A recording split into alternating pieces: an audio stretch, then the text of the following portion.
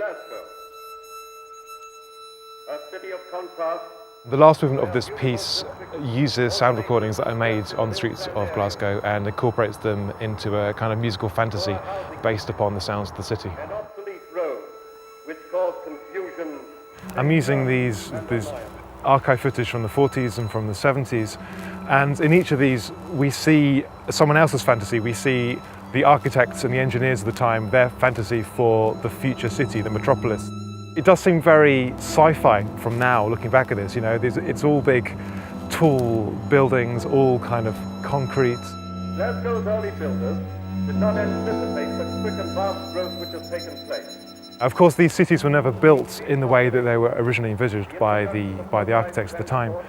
But I'm kind of using this idea of fantasy in the piece quite a lot, and in the third movement it's really about my fantasy of the city, not necessarily as a conception of what a city should be, but more about my experiences of living in a city as a composer. And we have artifacts and remnants left over from all these periods, and these can be things like scraps of wasteland and old signage in the streets and this kind of stuff. So it's clear that there's this constant renewal which happens in our cities.